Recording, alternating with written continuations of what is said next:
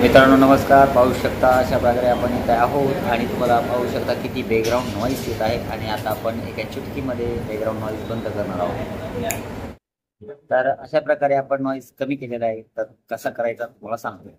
मित्रांनो, background noise कमी करण्यासाठी आपल्याकडे ॲप आहे किनेमास्टर। किनेमास्टरला ओपन करा। ओपन केल्यानंतर क्रिएट नावावर यावरती क्लिक करा। क्लिक केल्यानंतर पाहू शकता तुमचा जे काय रेझोल्यूशन आहे ते तुम्ही निवडू शकता आणि व्हिडिओमध्ये इम्पोर्ट करा।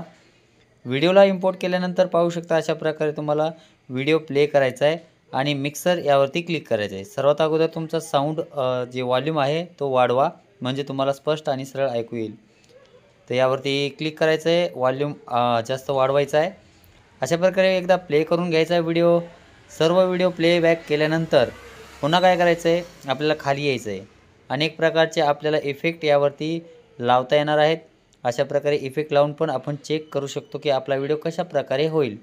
पण आपल्याला काम करायचं आहे बॅकग्राऊंड नॉईजवरती, तर तुम्हाला मी सांगतो।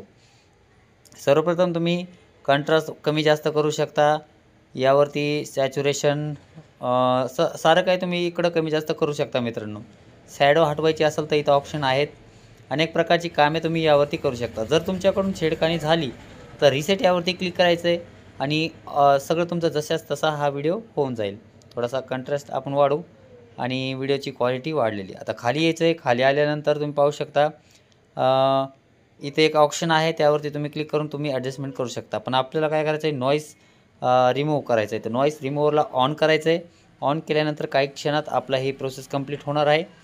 पाहू शकता प्रोसेसिंग चालू आहे। अशा प्रकारे आपला हा व्हिडिओ पूर्णपणे नॉईज रिमूव्ह होत आहे।